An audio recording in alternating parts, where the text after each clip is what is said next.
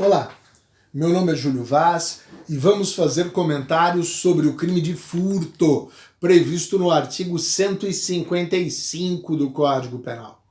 O crime de furto encontra-se localizado no título 2 da parte especial do Código Penal, que cuida dos crimes contra o patrimônio.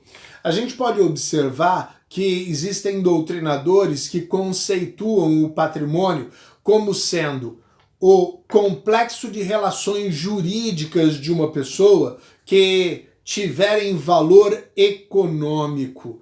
Alguns ainda gostam de acrescentar a este conceito a observância a bens de valor afetivo e bens que guardem alguma utilidade. Vamos exemplificar a ideia dos bens de valor afetivo, imaginando, por exemplo, com todos, a questão daquelas antigas fotografias reveladas que ainda encontramos na casa dos nossos pais ou dos nossos avós. Ora, aquilo, embora não tenha um expressivo valor econômico, ele possui grande valor afetivo. Recordo também de haver trabalhado em um caso de roubo em uma avícola que levaram um troféuzinho que estava próximo ao caixa.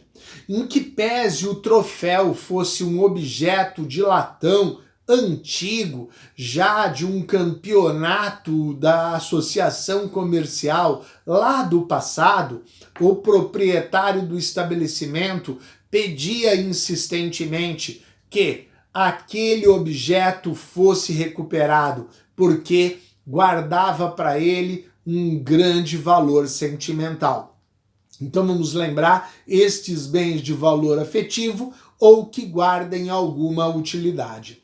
Alguns autores gostam ainda de acrescentar, ou melhor, só lembrar, porque já temos que considerar dentro do conceito de patrimônio a ideia da propriedade imaterial, tendo em vista que os crimes contra a propriedade imaterial estão previstas no título 3 do Código Penal. Bom, vamos falar sobre o crime de furto, previsto no artigo 155. Subtrair para si ou para outrem coisa alheia móvel. Pena, reclusão de 1 a 4 anos e multa. Se a gente observar o conceito de furto, nós poderíamos dizer que o furto é a subtração de coisa alheia móvel, com o fim de apoderar-se dela de modo definitivo. O desejo é o desejo de assenhoreamento, de tornar-se senhor do bem, de passar a ser dono do bem. Vamos observar inicialmente o objeto jurídico desta figura. Em relação ao furto, o objeto jurídico, que é o bem interesse tutelado pela norma, apresentam-se doutrinariamente 3 correntes sobre o assunto, cada uma delas mais abrangente que a anterior. A primeira corrente, sustentada entre outras por Nelson Hungria, estabelece que o bem jurídico é a propriedade. Para Magalhães Noronha, na segunda corrente, de forma imediata, falamos da posse. De forma mediata, falamos da propriedade. E ainda numa terceira corrente, temos a propriedade, a posse e a detenção. Sustentam esta corrente, entre outros, Damásio, Delmanto, Fragoso, autores que adotam este pensamento. Propriedade é domínio, posse, ela está na ideia do uso, do gozo. Já a detenção se estabelece em razão do agente não servir-se da coisa, mas servir a ela. Tomemos a exemplo a ideia de uma oficina mecânica, em que eu vou deixar uma motocicleta para reparos. Vejam, O mecânico permanece com o veículo, mas não é seu proprietário. Permanece com o veículo, mas não é possuidor para fazer uso e gozo do bem, mas ele serve a ela, pois o veículo se encontra com ele para reparar eventual dano ou problema mecânico ali existente. Ao falar do objeto material do crime de furto, nós vamos observar a coisa alheia móvel. Coisa alheia móvel. Nesta ideia de coisa, devemos lembrar algumas citações. Por exemplo, a res nullius, que é a coisa de ninguém. As coisas de ninguém não podem ser apropriadas, não são passíveis do crime de furto. As coisas chamadas de res derelicta, que é a coisa abandonada. A res derelicta também não pode ser objeto de apropriação. Então, quer a res nullius, quer a res derelicta, não teremos, se sobre ela ocorrer a subtração, a prática do crime de furto. Então, não admitem o furto. Os doutrinadores gostam de citar ainda a res deperdita. A res deperdita é a coisa perdida. A coisa perdida, ela não é o objeto da prática do furto. Ela será objeto da apropriação indébita de coisa achada. Então ela pode ser o objeto material do crime previsto no artigo 169, 169, parágrafo único, inciso 2. A coisa alheia é aquela que não é própria, que não é de ninguém e que não é abandonada. Estas coisas podem ser objeto material do crime de furto. Coisa alheia móvel. As coisas imóveis não podem ser objeto material do crime de furto. Observo, existem partes da coisa imóvel que, desagregadas dela, passam a serem tratadas como coisas móveis, como, por exemplo, o telhado de uma casa. Enquanto integra o imóvel, temos ali coisa imóvel. Mas, a partir do momento que as telhas são retiradas e aí subtraídas, a gente possui sim a possibilidade daquelas coisas serem objeto material do crime de furto. Quem pode ser sujeito ativo do crime de furto?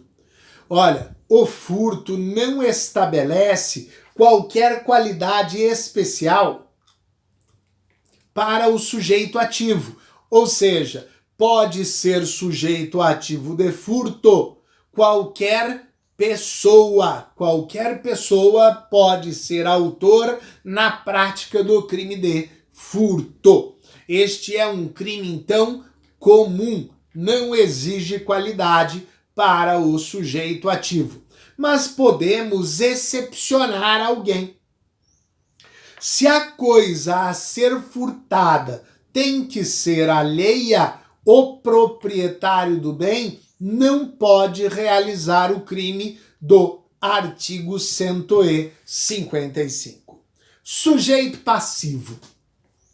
O sujeito passivo depende da corrente que for adotada, ou seja, só vamos estabelecer o sujeito passivo conforme a corrente que adotarmos. Se adotamos a corrente que admite como objeto jurídico apenas a propriedade, só o proprietário será sujeito passivo. Se é aquela que admite a propriedade e a posse, teremos o proprietário e o possuidor. Se é aquela que inclusive é hoje adotada pela maioria, que admite a propriedade, a posse e a detenção, teremos o proprietário, o possuidor e o detentor como sujeitos passivos desta prática, conforme a corrente que for adotada.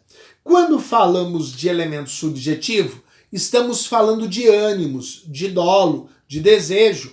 Aqui, o ânimos que se apresenta é o ânimos furandi, é o desejo de subtrair. Vamos observar que nesta prática delitiva, o dolo é um dolo específico, pois o agente subtrai com o fim de ter o bem para si ou para outrem. Então, o elemento subjetivo é o dolo, o desejo, a vontade de subtrair. Não temos nesta prática delitiva figura culposa em qualquer dos seus parágrafos. Só existe previsão de furto na modalidade dolosa.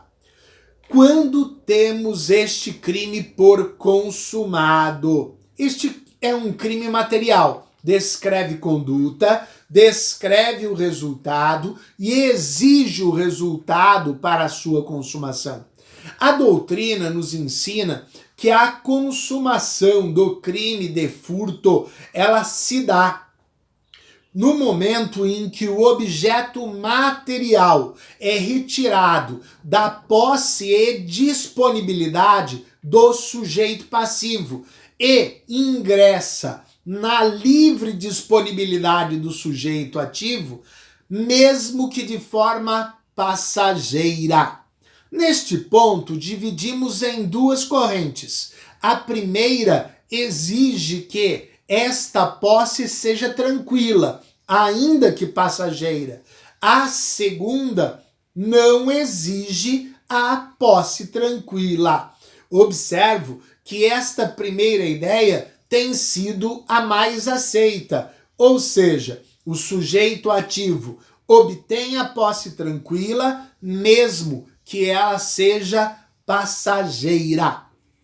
Então, no momento em que o objeto material é retirado da esfera de posse e disponibilidade do sujeito passivo e ingressa na livre disponibilidade do sujeito ativo, de forma tranquila, ainda que passageira.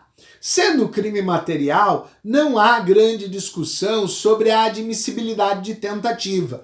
Os crimes materiais, por regra, admitem a tentativa.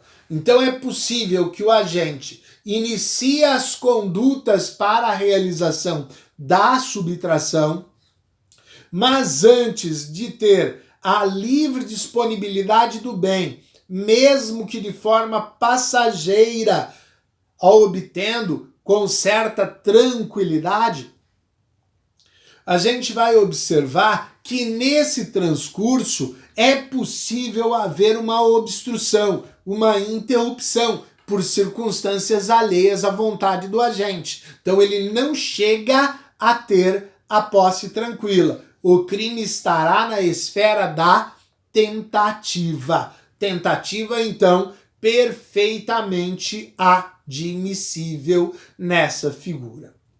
Vamos observar ainda, nesta ideia de furto, que o crime não traz previsão específica em exceção para a ação penal. Ou seja, adota-se a regra do Código Penal. A regra do Código Penal é ação penal pública incondicionada.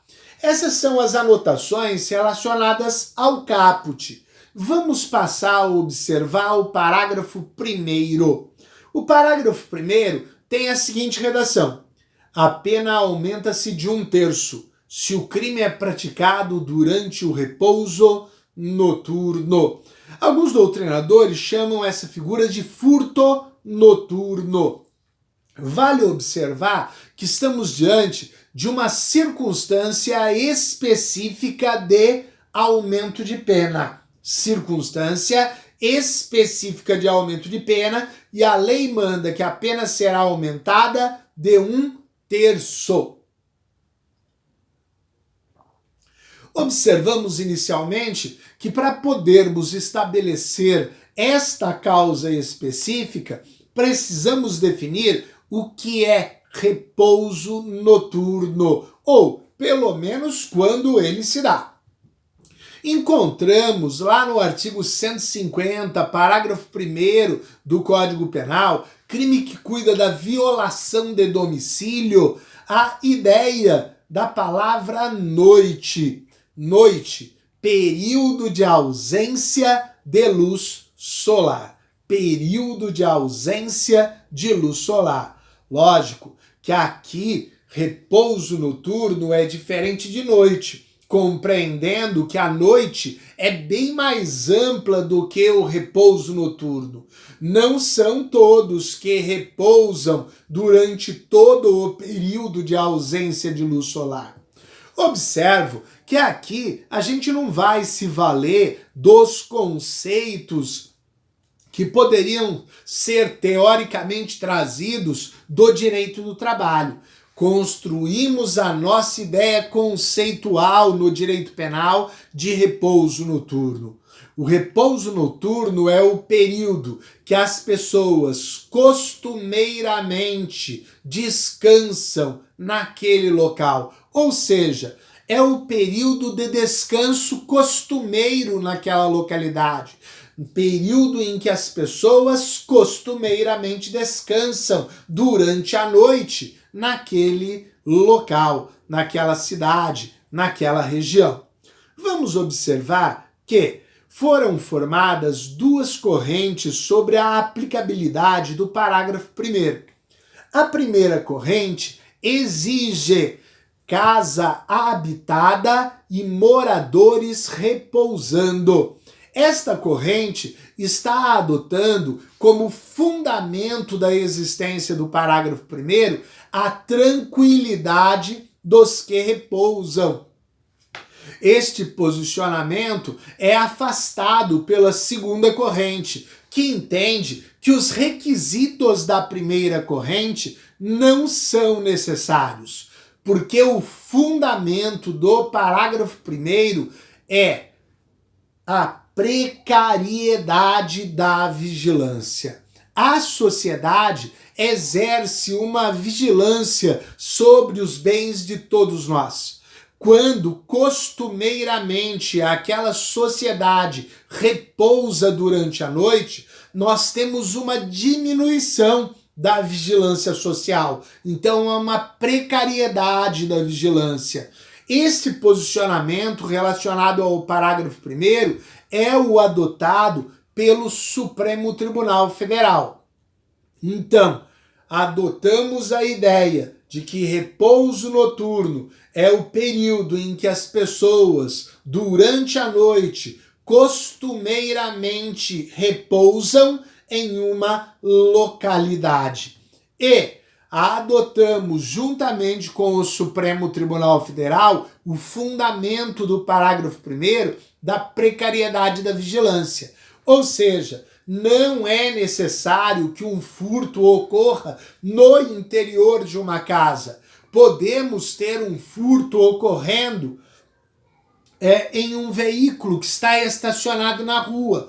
E vamos ter a causa de aumento, pois a sociedade naquele momento repousa e há uma precariedade na vigilância social.